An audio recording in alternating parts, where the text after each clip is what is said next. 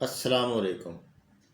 دیکھیں، ہمارا جو ہے نا جی سوزاک کے بارے میں کچھ بھائیوں نے کمنٹس کیے ہیں کہ سوزاک کے بارے میں بتایا جائے۔ دیکھیں، سوزاک جو ہے یہ ہے پیشاب کی نالی کے اندر زخموں کا ہونا۔ اس کا سوزاکی ایک زہر بھی ہوتا ہے جو پورے جسم پھیل جاتا ہے، جو آئندہ آنے والی نسلوں تک بھی برا اثر ڈالتا ہے۔ تو بچے جو ہیں پیدا ہوتے ہی مر جاتے ہیں یا بعد میں، وہ بھی یہ وجہ ہوتی ہے۔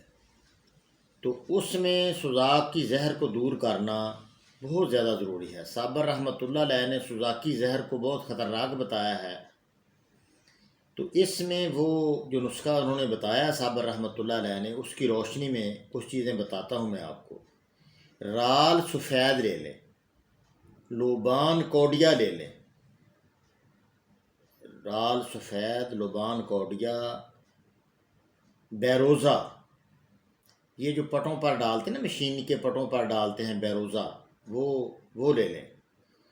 اس میں لے لیں سندل سفید لے لیں، اور دھنیا لے لیں۔ یہ دھنیا کے بیج نہیں ہوتے، دھنیا کے بیج، دھنیا لے لیں، اور کاسنی کے بیج لے لیں۔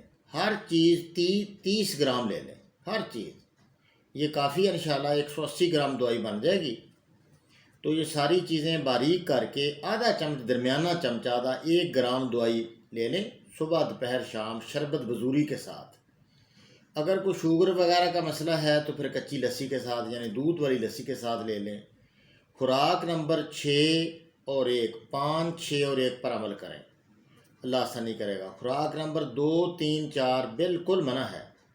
خوراکی پرچے کی وضاحت بھی انشاءاللہ پہلے بھی ہم نے کی ہے کچھ، لیکن اب بول کر ہم اس کی آپ کو خوراک بتائیں گے کہ ہر ایک جو ہے 6 خوراکیں کون سی ہیں، بول کر ہم آپ کو انشاءاللہ بتائیں گے تاکہ آسانی رہے، پرچہ ڈھونڈنے میں آسانی ہو۔ تو یہ خوراکی، کیونکہ مسئلہ سارا علاج بالغذا ہے، تو پھر خوراکی پرچہ بھی ہم انشاءاللہ بتا دیتے ہیں بول کے اگلی ویڈیو میں۔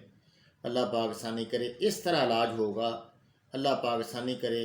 یہ دانے جو نہیں، نہ ہٹنے والے دانے، بچیوں کے منہ پر نہ ہٹنے والے دانے بھی کسی اینٹی بائیوٹک سے نہیں ہٹتے، تو اس طرح وہ دراصل ہوتا ہے مسئلہ گرمی کا۔